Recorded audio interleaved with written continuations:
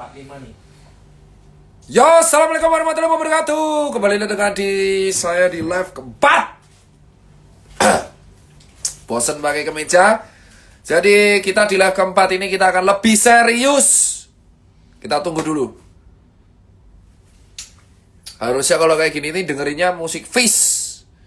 Musiknya apis.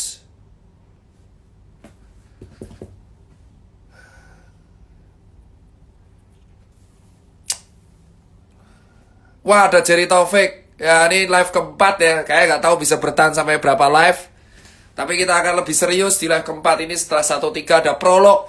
Saya membagi live itu menjadi 10 live. Jadi ada 1, 2, 3 itu prolog. Inti itu 4, 5, 6. 7, 8, 9 itu adalah klimaks. Dan anti klimaksnya posisi 10. Ya Pak Ucok? Siap. Seluruh tim saya udah pasrah. Saya udah bilang orang tua juga, orang tua udah khawatir karena ada beberapa teror ke rumah orang tua. Terus Ucok juga udah siap mendampingi apapun yang terjadi sampai akhir. Jadi udah ikhlas apapun yang terjadi, yang penting bersuara. Hari ini kita udah keliling. Hari ini saya lapor dulu, saya akan membuat sebuah gerakan UMKM di Kreo. Kita akan buat gerakan bareng teman-teman skateboarder, Tangerang, UMKM di Kreo. Kita buktikan bukan gerakan hanya di Jogja, tapi di Tangerang kita juga bisa bersatu untuk membuktikan bahwa kesehatan dan ekonomi bisa beriringan dari rakyat oleh rakyat untuk rakyat. Kita buat dari Kreo dulu. Kita akan bahas mengenai data COVID. Jadi gini bro, ini sangat-sangat kontroversial. Jadi saya nggak peduli mau dimenitin apa enggak, tapi saya akan bersuara. Mulai dari Surabaya, bosku. Jadi teman-teman sekalian yang saya nggak ngegas ya, agak bertanya. Ya teman-teman sekalian yang di Surabaya. Mungkin dari bulan Maret, April kalian akan tahu di Surabaya kita tahu gosipnya bahwa Pemkot dan Pemprov itu berantem.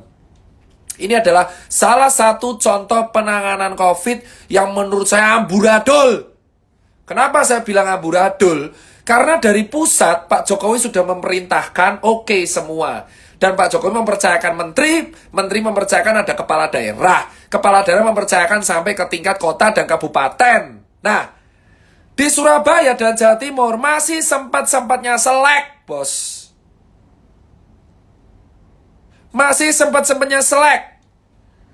Pandemic Talk, salah satu kawan, Pandemic Talks, sudah berusaha untuk membongkar mengenai beberapa data yang ditutup-tutupin, tapi beberapa postingannya di take down.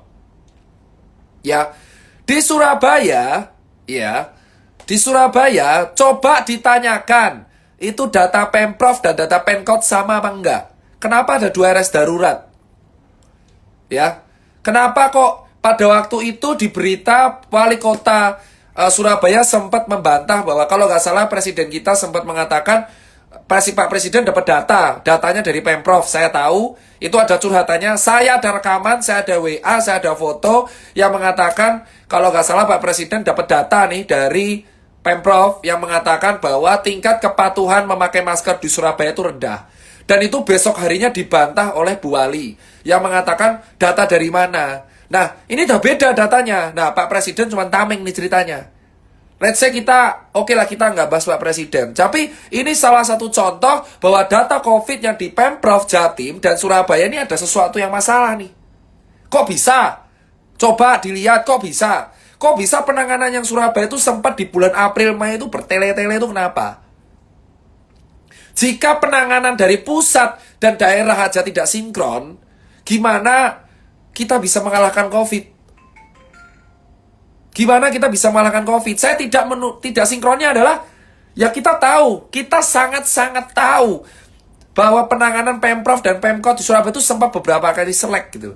Ada buktinya WA ke saya gitu, ada banyak dari staf-staf Pemkot. Ada. Itu baru Surabaya. Alhamdulillah Surabaya sekarang membuat gerakan swab gratis. Tetapi kan ini menjadi bukti bahwa ini gimana sih kok Pemprov sama Pemkot aja bisa berantem? Kok bisa? Kok bisa gitu loh. Itu yang pertama gitu loh. Ya kan, data Pemprov, Pemkot aja bisa beda. Dan itu dikatakan langsung oleh siapa namanya? Pandemic Talks. Yang mengatakan ini saya nggak bohong, Pandemic Talk mengatakan ada selisih kematian. Di Jawa Timur paling gede. Yang kedua adalah Pemprov Jatim sempat pengen merevisi definisi kematian. Maksudnya gimana, Bor? Ini kan kayak ada sesuatu yang aneh kan? Logika ada sesuatu yang aneh di sini, Bos. Ini yang aneh gitu loh. Menurut saya akan sangat agak aneh. Jawa Timur aja kayak gini. Ini baru Jawa Timur, bro. Ini baru Jawa Timur soal Pemprov dan Pemkot. Belum daerah lain. Ya. Sekarang kita pikir instruksi presiden itu adalah atasi COVID dibalikan ke kepala daerah. Jika kepala daerahnya aja nggak kompak, mau sampai kapan? Mau sampai kapan? Kedua, Jakarta mengadakan PSBB. Awalnya saya, yakin nih PSBB 2 minggu, oke kita bertahan nih. Hari ini tambah lagi 4.000, 1.000. Setelah kita lihat, PSBB di lapangan itu tidak seketat biasanya. Ya kan? Yang dirazia adalah orang di jalan. Yang dirazia adalah orang-orang yang di angkringan, di kafe, rumah makan. Tetapi tidak ada razia di kantor, gak ada razia di transport umum. Ya. Dan asal kamu tahu, orang-orang yang di Jakarta yang PSBB itu larinya ke Bekasi, Bandung, Depok, Tangerang. Terus gunanya apa? Ini baru Pemprov Jatim ya tadi masalah. Coba diperjawab kalau ada orang Jatim di sini gimana nih? Jatim sama Surabaya dari dulu ada di berita sempat beda argumen. Penanganan COVID aja masih beda argumen, Bos, dari provinsi ke kota. Kita buka yang Jakarta. Jakarta PSBB berat. Tapi orang-orangnya ke Bandung, ke Bekasi, ke Tangerang, ada yang ke mana namanya? Ke Depok. Terus piye? Hari ini tambah 1.100. PSBB ditutup semua.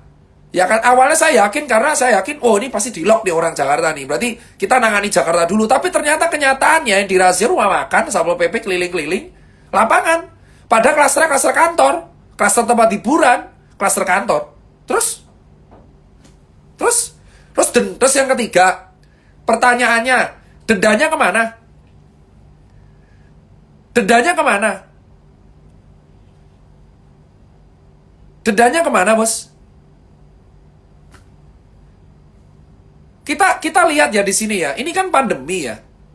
Ini kita ngajari logika. Saya jujur nggak paham. Saya bukan orang pemerintahan. Tapi harusnya yang terjadi adalah Pak Jokowi buat instruksi. Sudah, Pak Jokowi buat instruksi. Kepala daerah kan dikumpulin pasti itu. Kan namanya kepala daerah bertanggung jawab pasti Pak Presiden dong, atau Menteri Dalam Negeri. Harusnya kepala daerah ini kompak. Harusnya kompak, beneran kompak, membuat instruksi, gubernur buat instruksi ke wali kota dan bupati. Wali kota membuat instruksi ke kecamat dan kelurahan. Ya kan? Bupati juga camat dan kelurahan. Sudah selesai.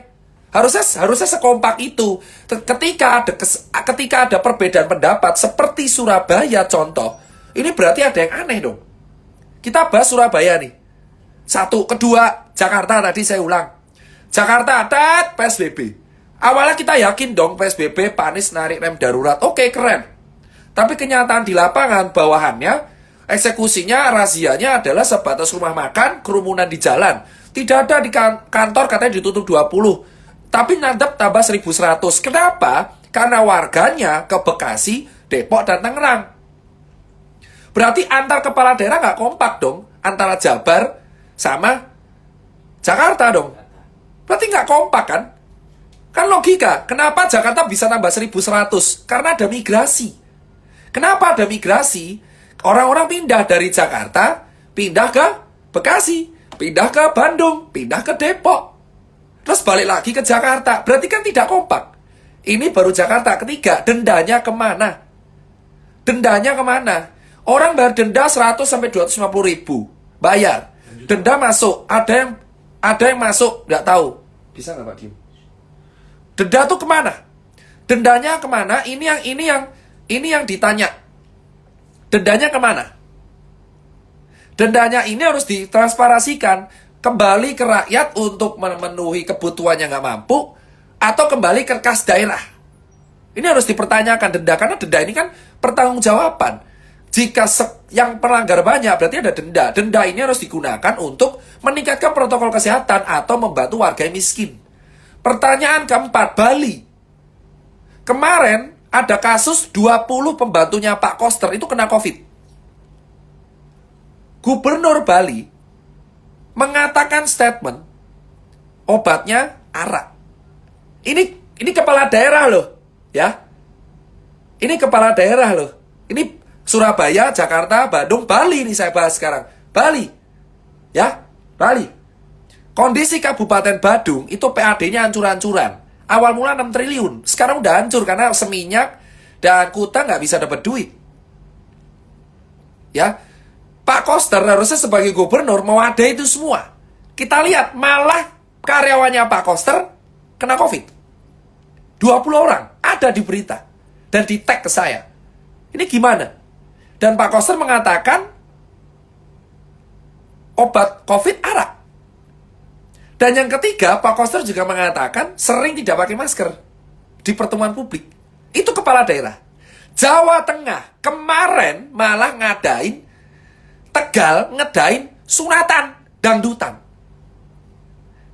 Ya, ini membuktikan bahwa arahan Pak Presiden tidak dilakukan dengan baik sama kepala daerah. Saya nggak bela siapa-siapa, tapi ini fakta yang bisa kalian lihat dengan baik di jalanan. Arahannya jelas, kepala daerah bertanggung jawab dengan warganya. Ya, ketika adaptasi kehidupan baru, kepala daerah itu bertanggung jawab terhadap warganya. Tegal buat dangdutan.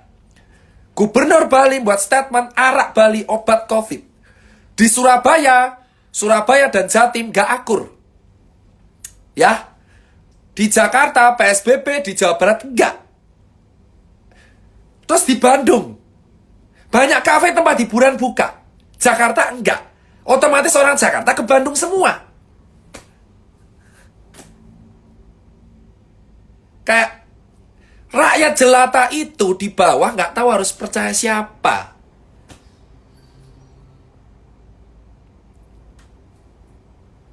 Aku ngajarin kalian berpikir, ada yang nggak beres ini kan berarti.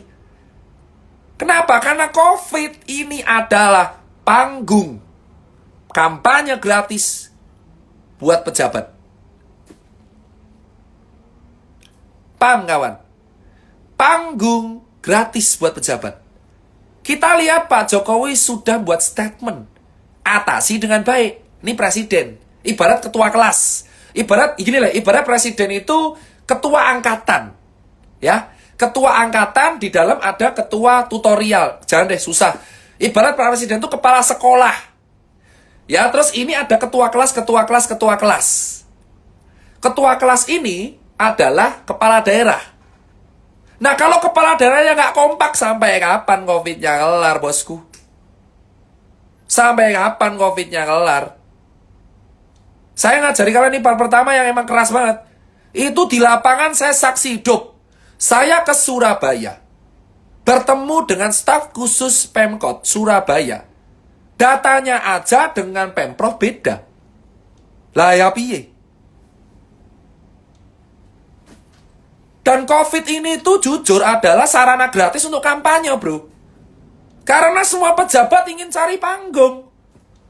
Mereka nggak paham instruksi presiden itu apa.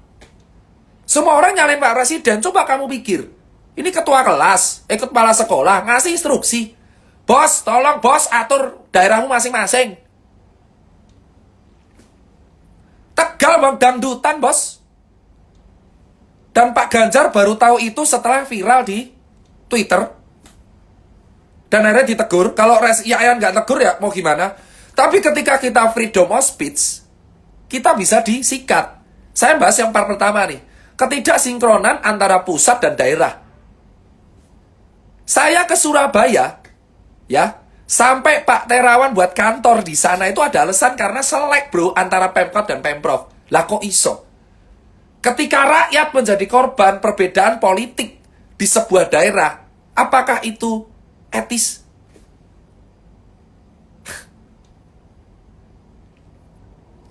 Tegal dangdutan, sementara warga di jalanan kena razia.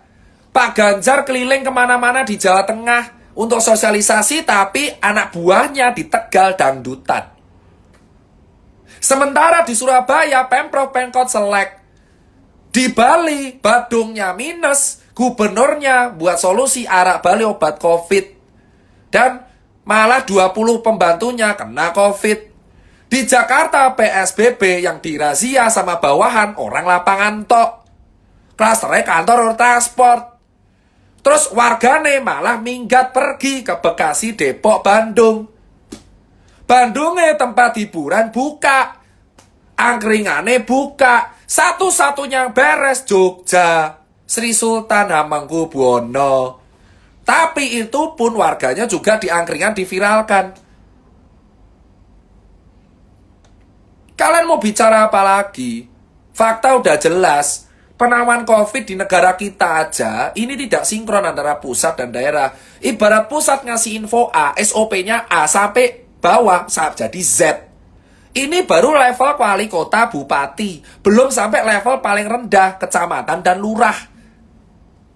Gimana kita mau menang kalau misalkan jelas-jelas dari presiden mengarahkan A, sampai lurah beda lagi. Itu belum bantuan COVID. Gimana bantuan COVID ini baru pejabat. Pertanyaannya, denda kemana? Satu-satunya beres cuma Jogja. Kenapa saya bilang Jogja beres? Satu, event saya 8.000 orang, nggak masalah. Disperindak, Dinas Pariwisata, Dinkes bersatu. COVID di Jogja dikontrol. Kompak, nggak ada heboh-heboh. Padahal juga mau pilkada di Jogja itu. Pilkada juga di Jogja, tapi juga nggak heboh banget. Kenapa? Karena kompak. Lah kalau Jogja kompak, kenapa daerah lain nggak kompak? Saya punya data, event saya dikunjungi orang Jogja sama Jateng doang. Saya ada datanya, sudah saya share di Instagram. Lah kenapa daerah lain nggak bisa? Kenapa hanya mementingkan politiknya masing-masing dan golongan masing-masing? Itu alasan kenapa saya sarkasem dari capres. Karena emang realita di lapangan kayak gitu. Relawan saya keliling 17 kota, hadapannya kayak gitu terus.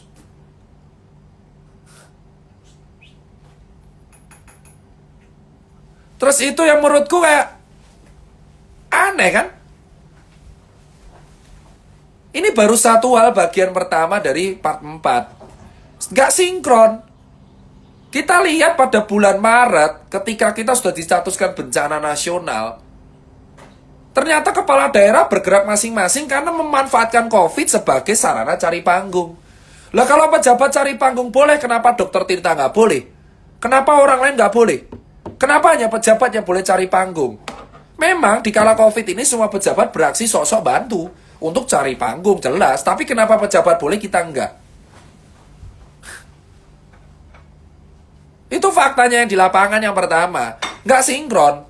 Saya bisa bongkar kok. Pelan-pelan itu yang Surabaya, orang staf yang ngajak ketemu saya Pemkot, dia nggak suka sama Pemprov.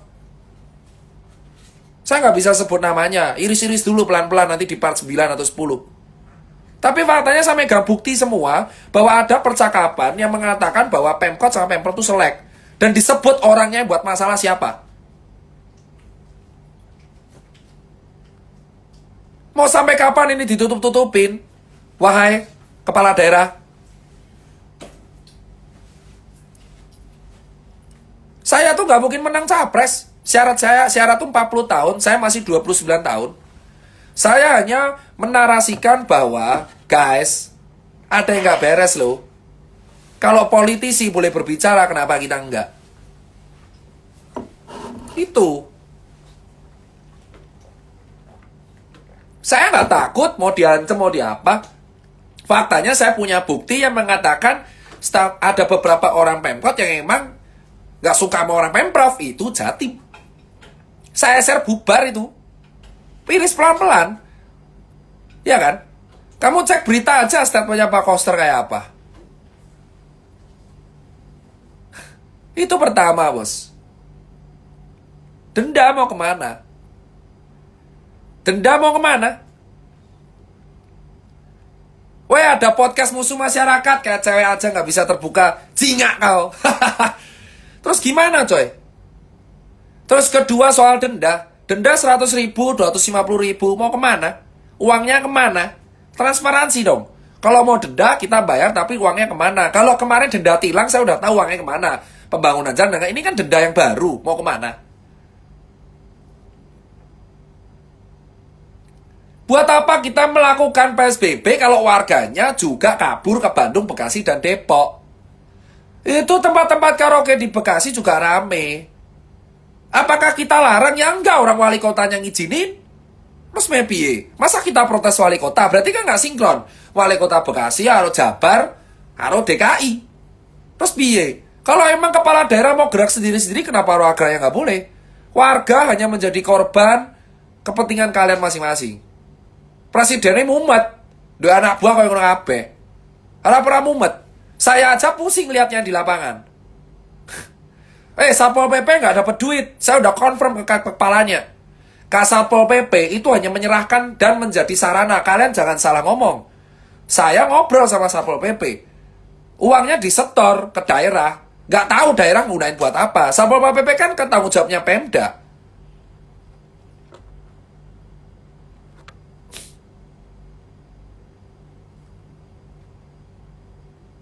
Itu yang pertama. Kedua, pilkada lanjut. Kenapa pilkada lanjut? Karena banyak orang yang ingin mengganti kekuasaan yang sekarang. Kalau pilkada nggak lanjut, gini ya, saya kasih tahu ke kawan-kawan semua. Kenapa pilkada lanjut? Jadi gini, pilkada lanjut ini dikarenakan banyak beberapa orang yang ikut pilkada konsentrasi tersebut. Mereka nggak mau kalau pilkada diolor atau diundur, itu membuat masa jabatan yang sekarang. Memperpanjang masa jabatan petahana yang sekarang. Come back again. It's about politik. It's about kekuasaan, power.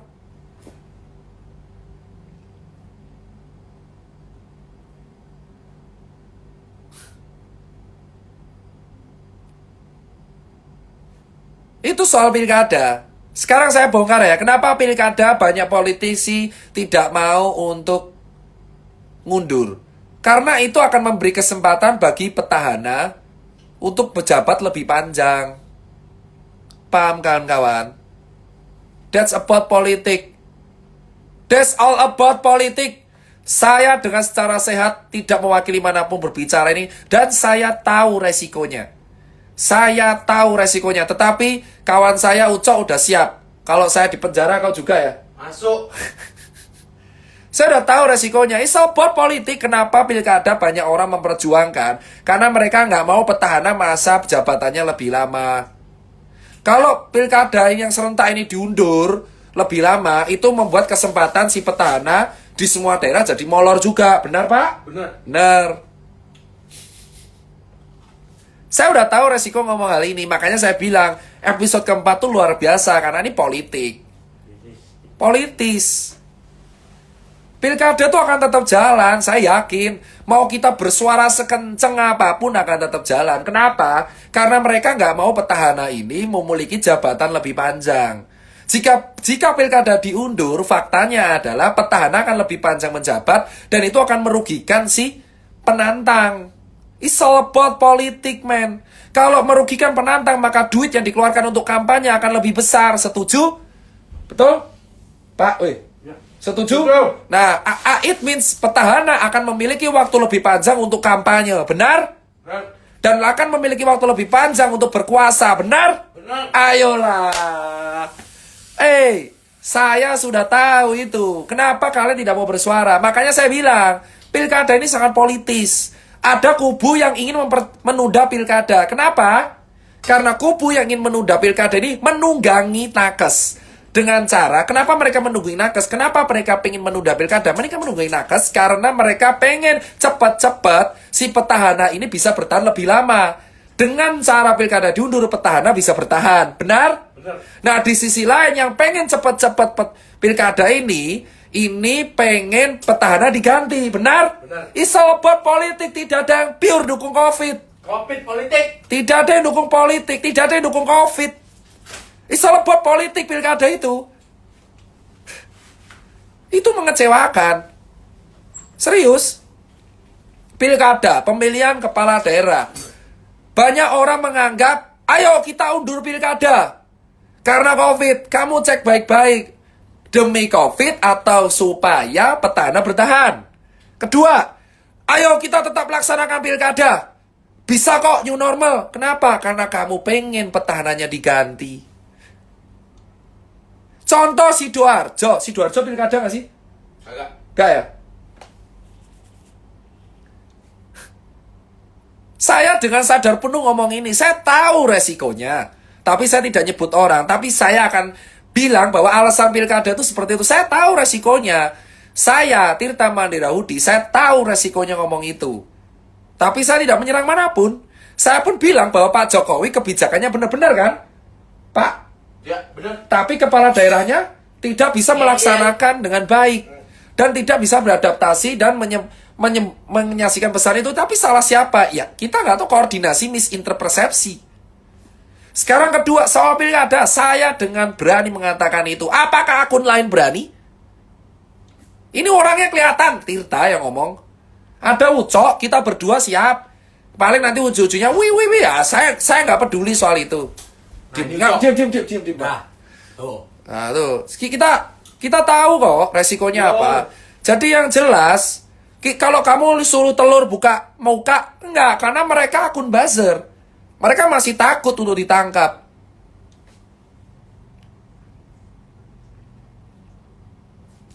Loh, saya santai. Saya setuju pilkada diundur. Tapi karena COVID, bukan karena politik. Saya pilihannya adalah, saya tidak menghujat dua pilihan. Ada yang bilang, pilkada diundur, pilkada dilakukan. Loh, itu terserah kalian. Tapi jujur, emang alasannya politik. Kalau saya alasannya COVID, saya bisa dengan secara tegas mengatakan, saya pengen pilkada diundur karena alasannya COVID. Ini alasan keseriusan bahwa anggaran COVID, anggaran pilkada bisa dialihkan untuk swab gratis bagi rakyat di Jakarta, Surabaya, dan Makassar, dan Bali. Paham? Saya tidak ada narasi politik di sini untuk yang soal pilkada diundur. Jadi ini dibedakan. Kalau politisi pengen pilkada diundur agar petahana bisa lebih lama berkuasa. Kalau yang kalau yang kontestan penantang, dia pengen pilkada dilakukan agar si petahana bisa cepat diganti. Nah, kalau saya Tirta Mandira Hudi ingin pilkada diundur dikarenakan agar ini urgensi penanganan COVID diutamakan. Karena warga di bawah nggak makan. Dan ini ribut sendiri-sendiri.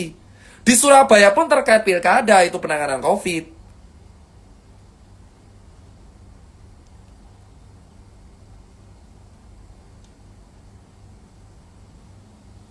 Kalau saya, tolong jangan bandingin sama telur. Telur buka mukanya aja nggak berani. Saya jelas. Dipermalukan, dihujat orang tuanya, dipermalukan karakternya, rentan untuk dihack, dibunuh, dibungkam, dijemput. Itu udah resiko. Jangan bandingkan saya dengan akun anonim. Akun anonim sudah emang narasinya kayak gitu, emang mereka dibayar buat kayak gitu. Jangan bandingkan saya dengan akun-akun telur. Emang berbeda narasinya. Saya emang bergerak 7 bulan di lapangan. Ada alasannya kenapa saya 7 bulan. Karena saya pengen lihat dengan mata kepala saya sendiri. Apakah kalian berani berbilang seperti itu? Mengatakan hal dengan berani seperti itu? Kita harus jujur. Ada dua kubu di pilkada. Mau ngundur atau mau jalan. Yang jalan pengen petahana diganti, yang mundur pengen petahana berkuasa. Tapi kalau saya, tidak ada kaitan sama dua hal itu. Saya hanya pengen pilkada diundur agar penanganan COVID di Indonesia cepat selesai. Agar vaksinnya cepat ketemu. Agar warga miskin bisa makan. Agar warga yang kelaparan di PHK bisa makan. Ada BLT. Uang anggaran pilkada bisa dialihkan untuk swab gratis dan bantuan langsung tunai. Belum urgen. Tolong lupakan kekuasaan. Tolong lupakan golongan. Tolong lupakan iri, kedengkian, dan kebencianmu di Indonesia untuk membantu pelaksanaan pemerintahan ini menangani COVID. Kalau semua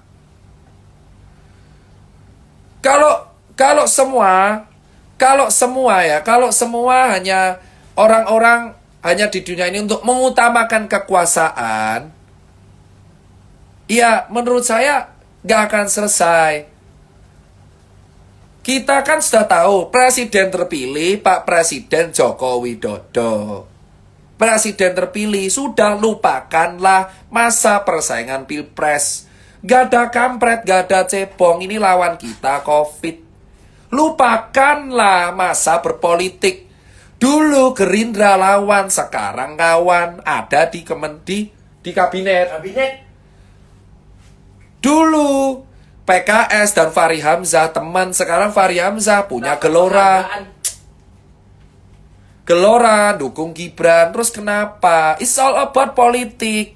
Kenapa kalian di lapangan membenci gara-gara pilpres? Ini akibatnya ketika Indonesia terbagi dua karena pilpres. Dikit-dikit kadrun, dikit-dikit cebong, dan akhirnya penanganan COVID acur. Inilah ketika sebuah penanganan pandemi dicampur adukan oleh kekuasaan, perebutan kekuasaan dan politik. Kalian di lapangan rebutan kadrun, rebutan cebong. Faktanya mereka di atas gak peduli itu. Dulu Gerindra dan PDI lawan, sekarang kawan. Apakah salah? Enggak, itu politik. Kaliannya yang baperan. Ini fakta yang saya bongkar di lapangan. Saya masih melihat banyak orang gap-gapan karena pilpres. Apakah Telur berani membongkar itu? Banyak orang gap-gapan di Telur salah? Enggak. Emang dia seperti itu cara mainnya. That's cara main akun anonim kayak gitu. Menggiring opini dengan rapi tapi tidak kena UU ITE. Itu udah mainannya Telur, saya udah tahu. Dan saya nggak benci, emang saya nganggap Telur kawan, emang kayak gitu. Cuman yang saya bilang, di lapangan saya melihat nomor 3 adalah banyak orang-orang menangani COVID selek karena pilihan pilpres masa lalu. Sudah lupakan. Kenapa kita harus memperjuangkan sebuah pilihan yang bahkan penguasa nggak peduli sama kita? Kamu cebong, aku nggak mau nolong. Kamu kadrun, aku nggak mau nolong. Presiden kita terpilih sudah, nikmati aja sampai 2024. Kalian mau ngelawan apapun, buktinya dia yang terpilih. Yang kita bisa lakukan adalah kita bersatu. Apakah saya beresiko? Beresiko. Faktanya di lapangan, saya di relawan aja. Tirta cebong, jangan didekati. Apaan sih? Tirta dulu bantu Pak Jokowi, jangan dideketin. Tirta stafnya Pak Sandiaga, gak usah dideketin. Dulu Pak Sandiaga lawannya Pak Jokowi. Lah Pak Sandiaga aja sekarang akrab sama Pak Jokowi. Itu penguasa. Emang itu politik pilihan. Kenapa? Itu di lapangan, Pak. Sampai ada orang bilang, ini akibatnya kamu milih rezim. Apaan sih? COVID gak ada kaitannya, Pak. Kepala daerahnya pun jadi kayak gitu.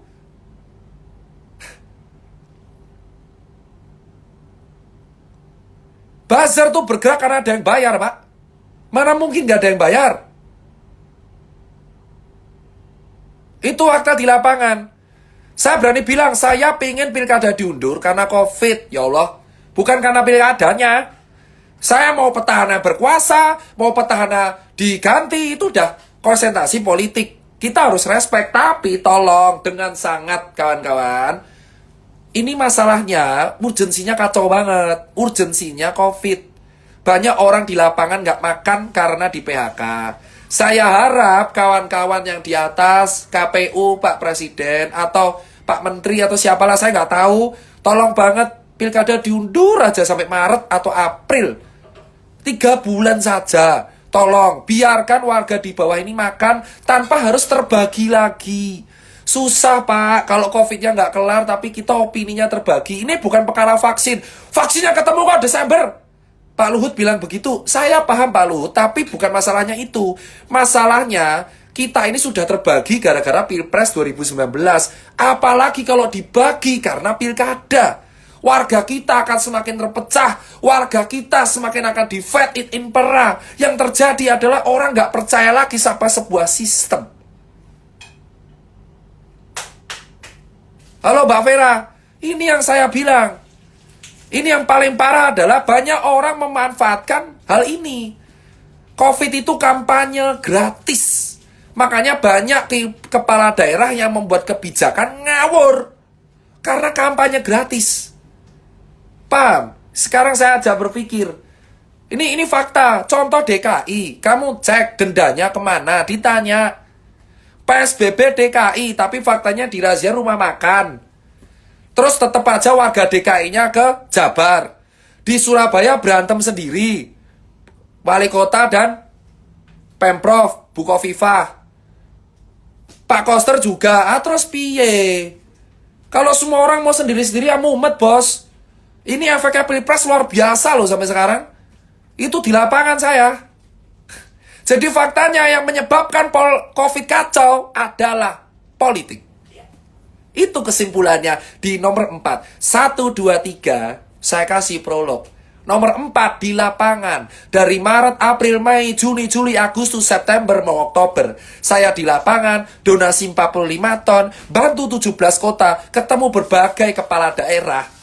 Bantu edukasi, ketemu nakes, ketemu ini, ngurus UMKM, rugi banyak. Saya bisa menyimpulkan bahwa yang menghambat penanganan COVID di Indonesia adalah politik dan perebutan kekuasaan. Saya bisa melihat itu dari lapangan. Ini freedom of speech. Itu alasan kenapa Jakarta ambyar. Karena terjadi perbedaan pendukung antara Pak Anies dan Pak Jokowi. Paham? Saya bisa melihat itu. Apakah kita lihat buzzer itu bekerja untuk dibayar dan saya tidak akan membahas hal itu. Mereka bekerja karena dibayar. Mereka butuh operasional. Dan mereka emang wajar berdebat di Twitter tuh wajar. Kaliannya yang baperan, buka mata men. Penanganan COVID di Indonesia tuh kacau karena politik. Karena perebutan kekuasaan. Semua orang ingin cari panggung.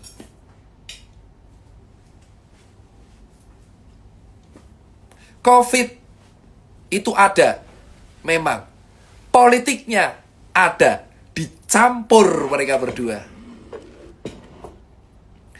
Dan dokter itu harus patuh berdasarkan SOP yang dibuat oleh pemerintah. Jika dokter melakukan pekerjaan di luar SOP, akan dituntut 3 hal. Izin prakteknya dicabut, malpraktek, dan dituntut hukum. Kalian tahu bahwa dokter sekarang serba salah. Sekarang saya bisa mengatakan, COVID itu dicampur oleh politik di Indonesia. 1 sampai 3. Apakah berbahaya saya mengeluarkan statement ini? Jelas. Tapi saya bisa melihat Pak Jokowi sudah mengeluarkan instruksi. Kita lihat yang ribut itu rata-rata emang daerah-daerah yang kantong suaranya tipis-tipis. DKI, Surabaya, Bali, Makassar. Kenapa Jogja damai? Karena ada Sri Sultan Hamengkubuwono. Kenapa Jogja damai? Karena ada Sri Sultan Hamengkubuwono. Sri Sultan bisa melok semua warganya untuk patuh dengan dia. Sri Sultan bisa melihat dan mendamaikan semua golongan di Yogyakarta. Akibatnya penanganan COVID di Jogja terkontrol, terkendali. COVID di Jogja tidak banyak-banyak banget. Ekonominya -6 tapi survive. Pariwisata di Jogja dibuka dari Juni. Ada UGM di sini sebagai akademisi. Tapi kenapa di Jakarta tidak? Karena politik. Perbedaan pendukung antara pro Pak Anies dan pro Pak Jokowi. Kenapa kalian untuk buta dan takut untuk mengatakan itu? Wahai saudara-saudara. Kita tahu lapangan kayak apa. Ini adalah perang politik bergimik COVID. Ada yang berani bantah? Silakan. Saya punya bukti yang di Surabaya. Ada bukti chat, bukti data, perbedaan klaim, pertempuran pendapat, argumen. Ada semua dan saya ada rekamannya juga. Saya nggak akan nge-share itu di 9. That's fact. COVID dan politik tidak bisa dipisahkan. Kenapa kalian takut? Telur bekerja, tanya dia bekerja untuk siapa? Pembayarnya siapa? Cek aliran dananya, akan ketahuan. Simple. Kalian pikir aja akun-akun buzzer seperti itu bekerja untuk membayar, dan itu nggak salah. Telur dari awal tuh terkesan untuk menekan pemerintah terus. Kita akan tahu dia bekerja untuk siapa. Siapa pengacaunya? Apakah pemerintah bayar dia atau anti? Kita nggak tahu. Tiba-tiba telur ada di awal COVID terus langsung meroket. Kalau saya dari dulu, saya terkenal dulu adalah bantu Pak Jokowi dan bantu Pak Sandi. Ya saya di lapangan ya, saya tahu faktanya. Di Makassar pun terkait politik.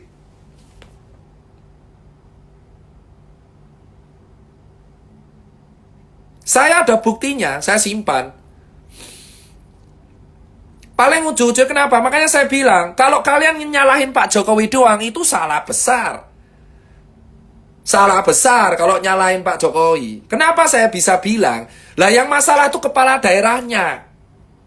Karena penanganan COVID itu dikembalikan ke kepala daerah. Kenapa? Karena emang daerah bekerja sama dengan pusat, bukan saya bela. Begitu. Berani kan? Ini soal buat politik. Kabinetnya Pak Jokowi aja sekarang yang ngurus COVID ada 4. Pak Luhut, Pak Erik, Pak Erlangga, Pak Menkes, Pak Terawan. Sampai 4 menterinya yang ikut ngurusi COVID. Pak Luhut kemarin statement soal vaksin, benar? Pak Uco? Ya, benar. Pak Luhut statement soal COVID kan? COVID. Soal vaksin. Pak Erik juga nyari vaksin. Iya. Pak Erlangga nggak setuju PSBB soal Pak Anies. Terus siapa lagi tuh? Pak Menkes tadi statement semua orang dianggap positif COVID jadi pakai masker. 4 menteri bro. Statement sendiri-sendiri.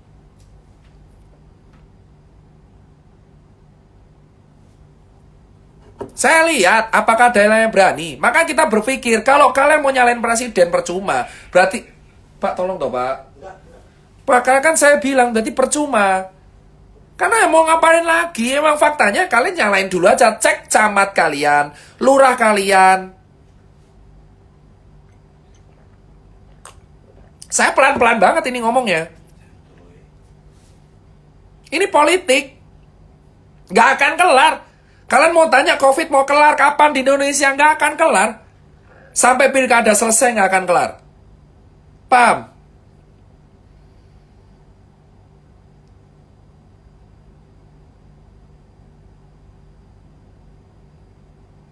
Kita bicara fakta aja. Coba, saya cuma minta, mohon banget. Semua kepala daerah di Indonesia, saya mohon. Saya hanyalah rakyat jelata yang menggunakan freedom of speech. Saya mohon, tolong kepala daerah, lupakan dulu golongan. Karena COVID ini menghancurkan struktur kita. Baik yang ekonomi jadi kelaparan dan kesehatan. Kepala daerah harus sinkron. Saya tahu kalian punya kepentingan. Maju di 2024. Pak Anies pengen jadi presiden. Pak Ganjar. Lalu ada Pak Sandi. Calon-calon presiden, Pak Ridwan. Semua berpotensi. Saya tahu itu hak politik semua orang. Tapi tolong, untuk kali ini saja, mari ayo kita lupakan politik, lupakan partai. Ayo, satu-satu aja. Selama 4 bulan aja, kita bareng, kerja bareng, duduk bareng. Lupakanlah kita kepentingan politik, ambisius kita. Lupakan, take down. Musuh kita sekarang COVID doang. Saya pengen presiden, memang. Tapi kalian logika, gerakan saya sarkasem. Saya 2024 gak mungkin menang. 2024 syarat presiden 40 tahun. Hanya orang bodoh yang percaya saya tuh nyapres beneran. Ya Pak? Ya. Ayolah pikirlah, orang nyapres tuh ada presiden threshold. Ada presiden threshold, ada minimal usia. Ada minimal kursi. Bu, kamu tuh pikiran logis. Tirta tuh capres as a sarcasm. Anak muda butuh suara untuk bukti. Saya tuh hanya membuktikan bahwa saya berani bersuara dan saya nggak takut untuk dihujat.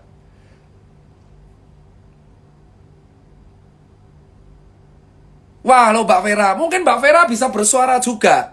Faktanya emang seperti itu. Saya tuh nggak mungkin menang jadi capres, tapi saya membuktikan banyak kepentingan untuk penanganan COVID. Ayo, saya cuma minta, ayo kepala daerah Jakarta, Surabaya, Jogja, Semarang, Jawa Tengah, semua provinsi. Mau pro Jokowi, mau anti Jokowi, ayo kita saat ini lupakan golongan. Jangan pakai influencer. Jangan pakai apa itu? Orang-orang yang nggak paham. Nakes Garda, relawan, ditambah masyarakat, triangle of democracy. Tetap dipakai dari oleh untuk rakyat. Rakyatnya diemong. 4 bulan, semua kepala daerah satu suara. Semua akan bersatu, Pak. Lupakan. Lah.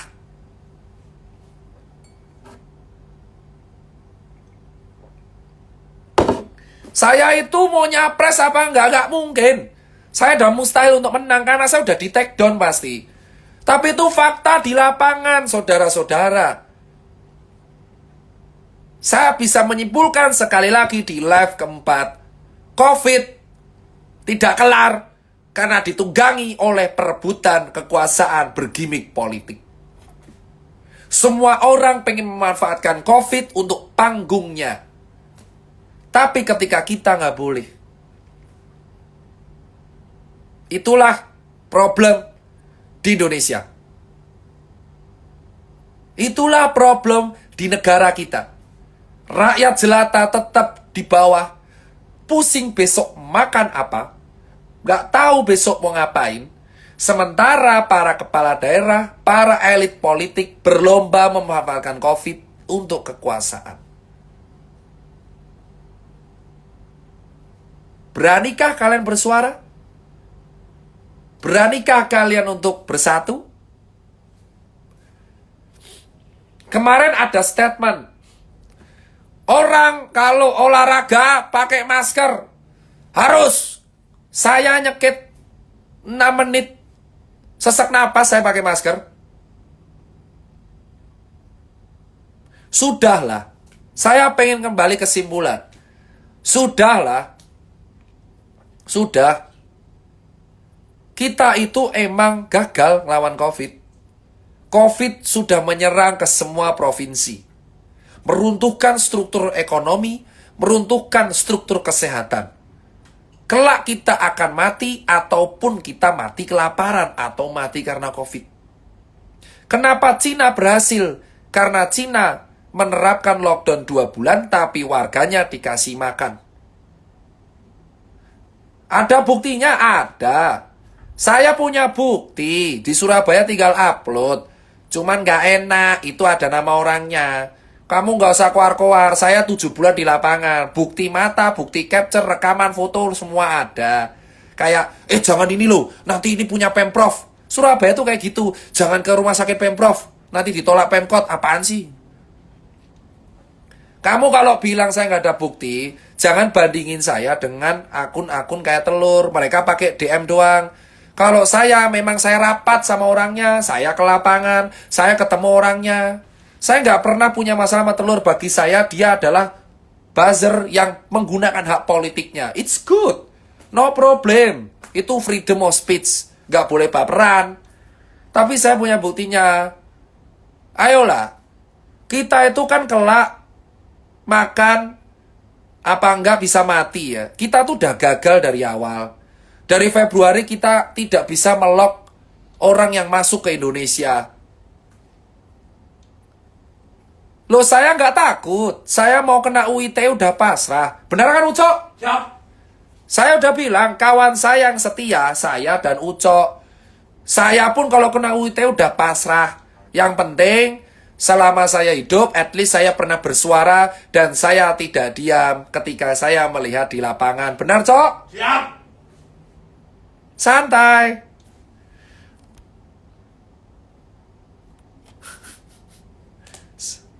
Itu yang saya bilang. Santai. Kalau kamu mau lihat bukti, saya nggak akan share di medsos gampang. Kamu adalah mancing saya. Karena saya tahu kalau saya share bukti sekarang, kamu bisa ngeles. Terus saya di framing Tirta fitnah. Itu mainan lawas. Saya pelan-pelan. Kamu kalau mau bukti saya, bunuh saya. Mau hilangin bukti, bunuh saya. Gak apa-apa. Masih ada Ucok yang akan tameng. Ucok mati, saya mati. Santai. Saya tidak akan kepancing. Ayo Tirta keluarin bukti. Karena kalau saya ngeluarin, saya tahu kamu akan kenalkan pasal fitnah dan UU ITE. Saya kan udah bilang, dari awal saya hati-hati nih ngomong. Pak Jokowi punya instruksi, kepala daerahnya menjalankannya beda-beda. Paham? Jadi saya selalu dari awal tidak pernah nyalain Pak Jokowi. Why? Ya karena Pak Jokowi punya pembantunya, menteri. Punya kepala daerah. Punya bupati, wali kota, punya camat. Presiden kan punya staf juga. Nah, sekarang kita tanya, COVID ini yang menangani siapa? Ya kan? Itu aja, kita lihat pelan-pelan gitu. Terus saya cuma bilang, dari bulan Februari, negara kita sudah gagal untuk ngelok pendatang dari Cina ke Indonesia. Pak, diudek Pak, iku Pak. Siap. Oh. Woi. Siap. Kan saya bilang, negara kita itu gagal ngelok pendatang dari Cina ke Indonesia. Mereka masuk ke Jakarta dan ke Bali membawa virus COVID. Nah, negara kita emang sudah gagal untuk ngelok mereka. Akhirnya terjadi migrasi. Virus itu dibawa oleh manusia ke berbagai kota di Indonesia. Kita gagal ngelok. Harusnya yang pertama kali ngomong itu adalah kesehatan. Saya nggak akan ngomong, saya nggak akan nyalain. Nanti saya takut kemarin dihack lagi. Dicabut nanti izinnya. Harusnya yang pertama kali jumpa pers mengatakan COVID masuk itu adalah kesehatan. Ya nggak tahu ya, banyak kesehatan. Benar Pak? Benar. Saya kan cuma ngomong titit kesehatan. Harusnya yang ngomong pertama kali di TV bahwa COVID masuk Indonesia adalah titit kesehatan. Benar? Benar. Nah, nggak akan ngomong. Kalau ngomong utuh nanti saya kena UU ITE. Benar? Benar. Pinter saya. Itu. Siapanya kesehatan ya nggak tahu. Harusnya ngomong dia. Tapi yang ngomong jadinya Pak Presiden. Ini udah jadi pertanyaan. Kok Pak Presiden yang ngomong? Berarti ada yang aneh nih, ya kan? Nah, Pak Presiden ngomong berarti ini kan ada kegagalan di bawahnya dia. Berarti kabinetnya beliau ada beberapa yang memang gagal ngelok nih masuk ke dalam. Siapanya pariwisata? Ayo bu. Sekarang saya iris pelan-pelan. Tipis-tipis tapi hati-hati. Nih Mbak Vera nih kepercayaan saya di Jepang. Bukan hanya WN Cina. Orang Indonesia yang turun ke Jepang juga banyak. Padahal di Jepang sudah masuk COVID. Nah, ini saya pin nih. Ini saya bilang ya, ini Pak Jokowi punya kabinet. Kabinet ini dikasih anggaran untuk bertanggung jawab untuk divisinya masing-masing. Benar? Benar. Yang bertanggung jawab atas COVID dan pandemi adalah titit kesehatan. Benar? Benar. Iya. Tapi yang ngomong pertama kali kasus adalah Pak Presiden. Aneh nggak? Harusnya kan titit kesehatan. Nah, kedua, kegagalan negara kita untuk ngelok masuk turis Cina dan turis dari Jepang ke Indonesia itu adalah kegagalan dari struktur titit pariwisata. Kenapa? Karena pariwisata dianggap penyumbang devisa terbesar nomor 2 di Indonesia. Betul? Betul. Iya, weh bro. Kita ini bongkar tipis-tipis, ya kan? Oh. Jadi kita udah tahu nih divisi yang gagal. Karena sudah gagal COVID masuk ke Indonesia, kita malah pengen influencer pariwisata. Siapa yang statement? Hayo. Titik-titik pariwisata dan titik-titik perdagangan. Iya. Dah. Paham semua? Siap. Titik-titik pariwisata dan titik-titik perdagangan menggunakan influencer untuk mendatangkan malah turis. Semakin banyaklah turis datang dari Jepang, dari Cina lah COVID ngumpul. Paham? Nah, pada waktu itu peneliti FKUI dan FKUGM sudah ngomong hati-hati. Guru besar FKUI sudah mengatakan benar bahwa COVID sudah ada di Indonesia dari Januari, yang ngomong media. Ya. Nah, Pak Presiden mumet. Presiden Jokowi pusing, buset iki piye to negaraku. Pak Presiden akhirnya menunjuk Pak Doni Monardo sebagai kepala Satgas karena bencana non alam. Makanya ada Pak Doni Monardo karena BNPB.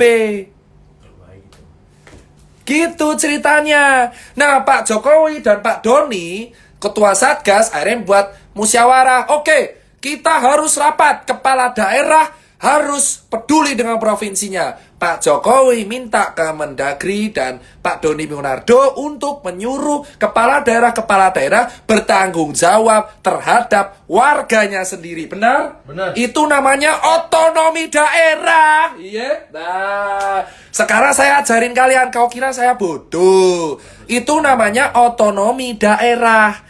Otonomi daerah itu adalah gimana kepala daerah bisa membuat kebijakan di daerahnya dan harus tinggal lapor ke pusat.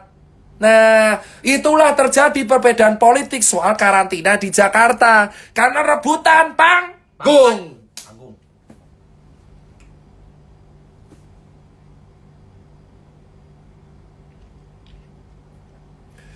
Gini, ini karena tugasnya pemerintah, Dok. Nah, ini saya bilang, ya. Saya bilang, kamu ibarat punya asisten. Asistennya dipasrai. Bos, lapor ya kalau ada COVID. Asistennya lapor. Menurutmu gimana, bos? Kamu kalau berpikir, tolong sesuai dengan hierarki. Jadi, kita di awal aja sudah nggak bisa ngelok turis. Yang itu sebenarnya ranahnya pariwisata.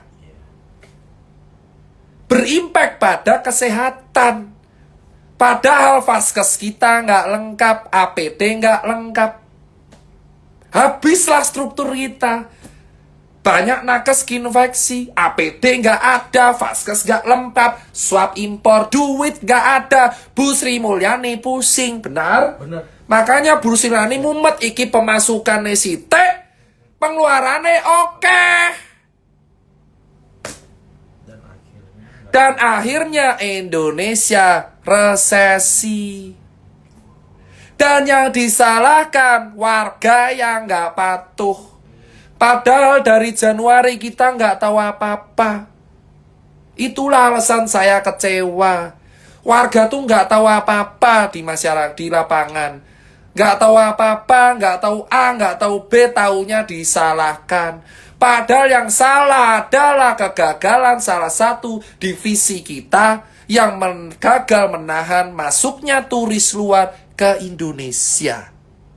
Dan gagalnya struktur kesehatan untuk mempersiapkan fasilitas kesehatan di Indonesia. Saya belajar dari kesalahan. Saya akan tidak bilang siapa bilang. Kesehatan yang gagal melaksanakan kewajibannya untuk mempersiapkan vaskes di Indonesia. Beranikah yang lain ngomong? Boom. Beranikah yang main ngomong? Cuma Mendikbud yang berhasil. Tidak ada berita klaster. Tapi sekolah online ngasih kuota. Oke lah, not bad. Jadi tahu COVID itu politik. Itu nomor 4. Saya punya bukti yang di Surabaya. Dan buat kawan-kawan yang mancing, saya tahu trik kalian. Saya mancing, nanti kalian akan ngelaporin.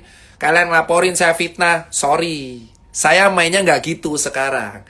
Bukti akan saya keluarkan dengan sangat pelan. Ya, ada perbedaan dan perseteruan di Surabaya dan di Jatim dan buktinya ada WA, foto, rekaman suara, rekaman video. Saya keluarkan pelan-pelan dan maaf saya nggak akan kepancing. Ini adalah bukti otentik yang membuktikan bahwa penanganan COVID di Jawa Timur itu dipengaruhi oleh politik. Paham, Pak? Paham. Gua udah paham. Cuma di Indonesia saja, betul Pak Vera Aoki. Jadinya Pak Presiden pusing, anak buahnya gak manut semua. Jadinya mumet, cuman Sri Sultan Hamengkubuwono apik. Soalnya kenapa? Karena Jogja dulu ngutangi Indonesia. Jogja di kemerdekaan ngutangi 8 juta gulden untuk Indonesia. Sri Sultan Hamengkubuwono IX diturunkan ke 10. Itu alasan Yogyakarta selalu setia dengan Indonesia. Paham? Itu alasan Jogja selalu mantap. Karena negara ini berdiri karena Yogyakarta, bosku. Karena pada waktu penjajahan negara ini, Pak Karno sudah nggak ada duit, pinjem, dikasih duit oleh Sri Sultan Hamengkubuwono ke-9. Jadi negara ini salah satunya berdiri karena duit Yogyakarta. Satu-satunya kota yang tidak ada perbedaan politik dan COVID-nya selalu aman. Buktikan dengan kota lain. Jika saya dan Uco hilang karena ngomong kayak gini, itu adalah resiko dari perjuangan. COVID itu terganggu di Indonesia karena politik.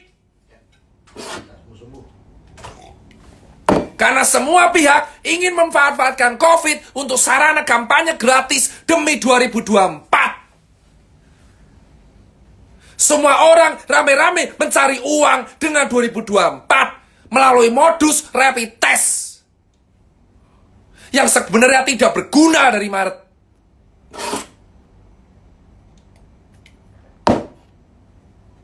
Saya nggak tahu daerah lain karena saya belum ke situ. Sementara kalian berani ngomong yang di lapangan, berdiam diri dalam ketakutan karena takut izin praktek dicabut. Saya tidak pernah menyalahkan karena mereka masih cari makan. Ada buzzer berteriak, saya juga akan menyalahkan karena mereka juga bekerja dengan narasi dan bayarannya. Saya cuman gak sian lihat orang, lihat keluarga, lihat teman-teman. Saya hanya ingin kawan-kawan ayo prioritaskan kepala daerah dari Aceh, dari Sabang sampai Merauke, kita bersatu, lupakan politik, lupakan partai, lupakan pilihan, lupakan uang, lupakan kekuasaan. Ayo kita atasi COVID bareng-bareng. Kita sudah telat melakukan PSBB sekarang karena PSBB-nya juga nggak ketat. Karena kita gagal menahan turis untuk masuk ke Indonesia dan COVID sudah terlalu banyak menyebar di Indonesia. So, katakan sejujurnya, kita kalah. Menyalahkan rakyat bukanlah solusi. Membuat larangan razia masker di bulan Oktober bukan solusi. Kita sudah di-ban 99 negara, bosku. Kami hanya butuh persatuan dan saya menggunakan narasi capres, saya mustahil menang. 2024 itu yang bisa gabung hanya umur 40 tahun dan presiden result. Kita butuh bareng-bareng. Jangan lupakan pilihan pilpres. Faktanya sekarang yang menang Pak Presiden. Hormati statusnya, terserah. Saya pun dulu golput. Itulah politik. Tidak ada kawan, tidak ada lawan. Terus ngopo kowe iki adu domba kabeh. Corona itu udah jahanam, bro. Ngancuri struktur ekonomi dan kesehatan. Dicampur politik. Dan saya tadi udah sebut.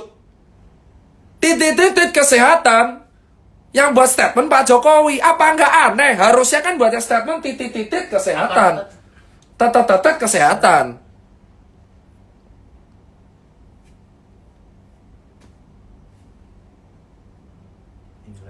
Kalian diam saja melihat aksi seperti ini. Saya sudah ikhlas, lillahi ta'ala. Menyalahkan rakyat bukan solusi. Kita sudah kalah, udah biarin aja. Saran saya, solusi dari Mas Tirta. 1. Swab gratis.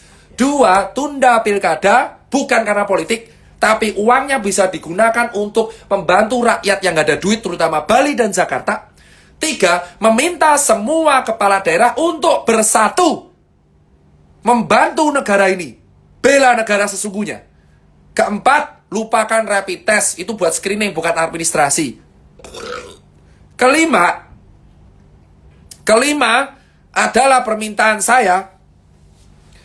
Tolong, kita nggak usah PSBB-PSBB-an. Ngomong aja langsung, karena nggak akan ketat. Bilang aja, COVID udah menyebar banyak, herd immunity saja. Berdoa yang terbaik, supaya kita nggak meninggal. Karena kita sudah kalah. Mau PSBB total, renek duit. Jujur, belak-belakan aja. Bu Sri Mulyani, saya bertanya, negara punya uang nggak untuk PSBB total? Saya yakin Bu Sri Mulyani pasti jawab renek. Karena negara nggak ada duit, sudahlah PSBB total pun nggak ada duit buat nalangi warga, kan undang-undang karantina kesehatan. Ya udah, daripada PSBB setengah-setengah, wes los wae. Saya siap. Saya yakin suatu saat saya juga akan kena COVID, bisa aja saya mati, Ucok mati, orang tua mati, saya sudah ikhlas karena kita sudah kalah.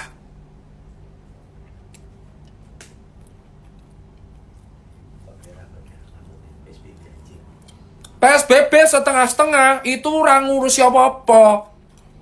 Jujur aja, PSBB harusnya dilakukan ketika saya berteriak di bulan Maret. Sekarang wis ra iso apa-apa, Pak. Demi Allah ra iso. Sing ana ekonomi tambah hancur. Jadi saranku, wis los wae. Los mawon, tapi swab gratis untuk Jakarta, Surabaya, Bali, dan Makassar. Jadi saran saya, wes los kemawon rasa anak PSBB, relawan edukasi, gak usah ada denda, nakes berusaha, tiga insentif, sing miskin yang kere gak ada duit kasih duit, pilkada diundur, neso, kepala daerah bersatu, seleksi alam, image publik nasional internasional jelek, rapopo. Tapi kita seleksi alam, sing kuat bertahan, sing lemah wafat. Setuju, Pak? Wes kudu ikhlas. Karena kita dari awal sudah salah. Los kemawon. Aku siap mati yo, bener gak? Siap. Wes tahu siap mati los kemawon. Percuma aja kita mau PSBB. Faktanya COVID wes menyebar ning dindi. Lihat berita. PSBB tetap nambah 1000. Aku ikhlas. Los kedol daripada aku mati karena aku COVID, kelaparan gara-gara PSBB. Biarkan orang bekerja sesuka hatinya. Kita tetap 3M, pakai masker, cuci tangan, jaga jarak, edukasi sampai jebot. Aku siap. Kepala daerah kompak, swab gratis Jakarta, Surabaya, Makassar, Bali. Terus kepala daerah kompak, tidak ada denda. Dan semuanya adalah ranah PSBB. Ben wae kabeh kerja.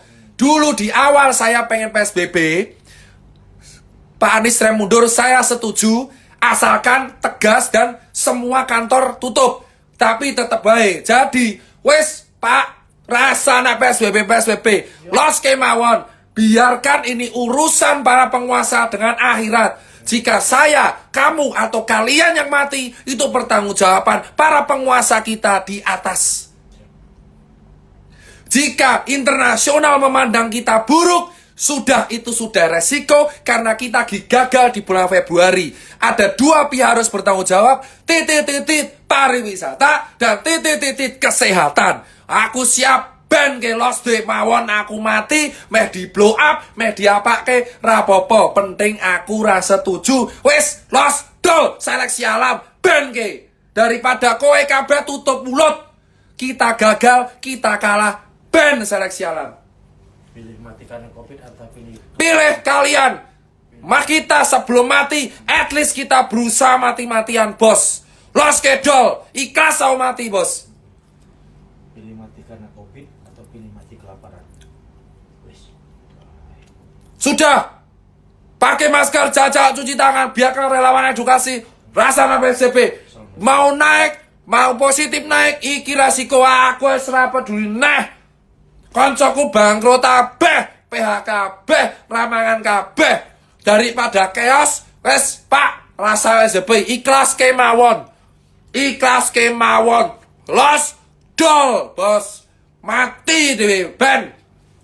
Ikhlas tau. Nek aku urip, kalau aku hidup itu rezeki, nek aku mati wis takdir. Piye solusi ku ape ora? Bang, mau terkenal ya? Saya sudah terkenal. Siapa? Ini kita pin. Oke, Tompel Boy 1207. Pak Bazar. Kalau mau mancing saya nggak gitu caranya. Saya nggak butuh terkenal. Toko saya tutup 4. Pegawai saya udah ngos-ngosan.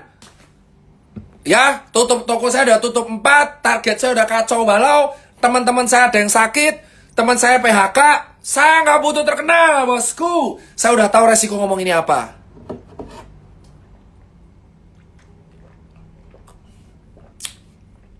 Siapa yang setuju dengan saya?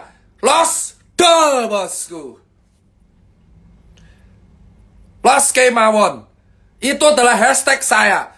Los Kemawon.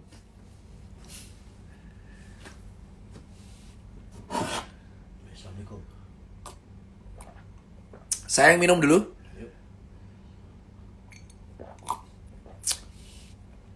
Karena kenapa saya bilang Los Kemawon? Wes kalah, dari awalnya salah. Aku ra butuh terkenal, ra penting. Buat apa terkenal jika kawan saya nggak makan? Buat apa terkenal jika pegawai saya nggak makan? Buat apa terkenal jika kawan saya nakes tidak bisa berhenti melayani pasien? Buat apa saya terkenal jika saya melihat kondisi penanganan COVID di Indonesia habis-habisan? Buat apa terkenal? Popularitas gak penting, centang biru gak penting, Instagram gak penting. Aku sing penting Los Kemawon. Aku pengen nyambut gawe kayak biasa, praktek kayak biasa, rumah sakit aman, ben meh positif munggah, meh opo munggah, aku wis pasrah. Kalian semua yang munafik mengatakan, ayo Caca, kalian sudah tahu Indonesia sudah kalah. Seburuknya kau Los Dol apa? Herd immunity. Biarin saja. Mau apa? Kita sudah kalah, kamu mau apa? Sampai nunggu vaksin selesai. Kita Los Kemawon sampai vaksin. Kata Pak Luhut gitu. Ya kan? Ya. Katanya Pak Luhut, vaksin jadi 100 juta Desember sampai Maret. Oh wis, pencegahan, manut. Pokoknya aku Los Kemawon. Wis. Los Kemawon. Los wani perih dewe nyambut mangan. Teriakan itu ke semua orang. Kita harus bilang, semua kepala daerah harus kompak. Los Kemawon, ikhlas mawon. Kowe aku kabeh bisa mati. Aku kamu bisa mati. Entah karena COVID, entah karena kelaparan. Sudah cukup aku melihat temanku mati, atau keluargaku mati, atau guruku mati. Sudah cukup. Karena kesalahan penanganan dari awal. Siapa yang takut ngomong itu? Sudah. Los Kemawon. Terima kasih para politisi yang berjuang demi kekuasaan di negeri ini, yang akhirnya membuat warga sengsara setengah mati. Dan akhirnya karena sengsara setengah mati, saya pun juga akan ikut mati. Cepat atau lambat, entah dijemput atau nanti.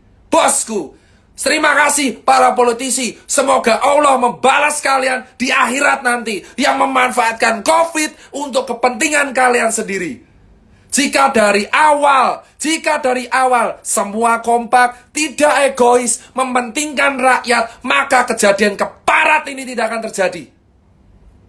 Saya ikhlas, biarkan Allah yang membalas dan memberikan laknatnya kepada semua politisi yang memanfaatkan COVID. Los Kemawon, ikhlas mawon. Santai.